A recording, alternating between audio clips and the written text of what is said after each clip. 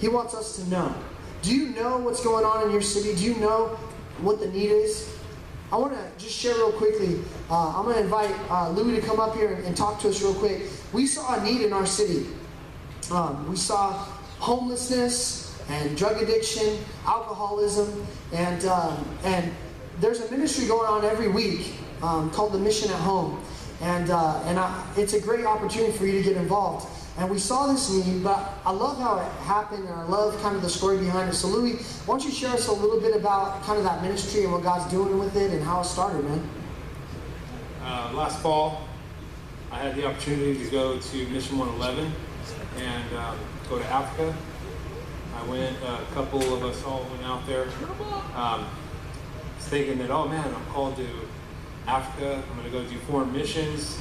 Thinking that I'm moving the kids to Africa, the wife, we're going to like be out there doing it. And found out that the Lord actually was going to speak to me when I was in Fraser Park.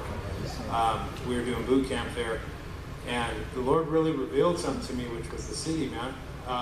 So we went out to Africa, and it was just like burning in my heart the whole time I'm there, like, when I get back, what are we going to do? What are we going to do? Brian was there with me. We sat on the bank of the Omo River with Haley and a couple other people that were out there with us, and we were just like, man, how are we going to do this? You know, what's the plan of attack? And we just sat down and we kind of started figuring it out and praying about it. And we got back, and there was a million reasons I could think of why to not do it. Like, well, I got to go to Bible college first, and you know, I got to get the credentialing, and we got to do this, we got to do that. But we were like, man, we're just going to do it. So we just went out, we found the need, we went down into the river, off of Buck Owens down in there, over in Oildale, and we just went and said, man, what can we do for you? How can we serve you? What do you need? Do you mind if we come and bring you a burger? Can we come, you know, Saturday and pray with you? Some people rejected us, and we gave them a hamburger, and we said, have a good day, we'll see you next week. And a lot of people said yes. So now what we do is we go out every Saturday. There's 2 teams that go out. Some go off of Buck Owens under the bridge. Some other ones go under a bridge in Oildale and up Beardsley. And we do a monthly outreach the 3rd Wednesday of the month. And the Lord's just really blessed it. So we also, somebody had called us about 3 weeks ago and said, hey, our son is up at the Tower Hotel. Can you guys, you know, maybe help him out? He's been strung out for a while there. So we got a couple guys together and we went over there, and he ended up getting into treatment. The Lord had just set up everything where we had the treatment center, we had everything we needed to do, and just really blessed it. So the dude's doing great. He's got his kids, his wife, just doing really good. So we're really excited that this is working out. So that's what we do. Come on. Sometimes the most powerful word you can say is, how can I help you?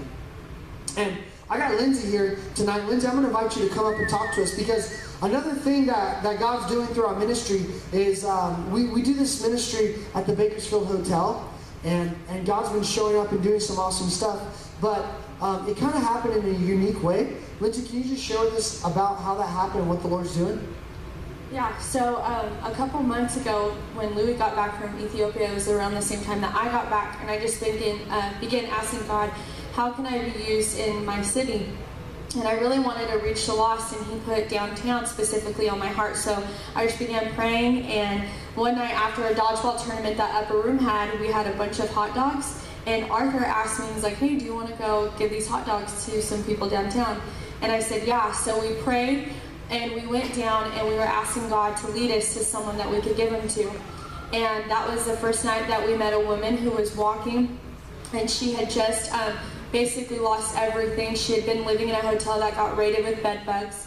So she was just really down, and we began asking her if we could pray for her. And she shared with us her story, and as we fed her, she allowed us to pray, but she said she would never come to church. But we did start building a relationship with her, and slowly but surely she started coming to small group. She accepted Jesus in her heart after 1 hour in hell, and then she invited us to her home, which was the Bakersfield Hotel. And over the past couple months, we've been doing an outreach a month there, and God has just placed a huge burden on our heart to reach these people. And we have fed them, we have clothed them. Some of them, they needed fans, cold drinks, whatever it was, whatever they needed, we gave it to them. And then we would go into some of the rooms, and they would just ask us to pray. And whatever they wanted us to pray, we would. And they would pray that their addiction would be broken. They would pray for their kids that they never get to see because of their lifestyle. And our heart just began to break. And then one night, we did a positive pizza night, and I got to meet my dear friend Mary, and we invited her to church, and she decided to come. And she's been faithfully coming for a couple months now, but just a few weeks ago, she actually gave her heart to Jesus. And Mary's had a pretty rough life, but I can just see in the past couple weeks just such a transformation in her. And even though we could clothe them and we could feed them, the greatest need that these people need is just love. And we all can do that. We all can go into the city and just love people if you're willing and obedient to go. Amen.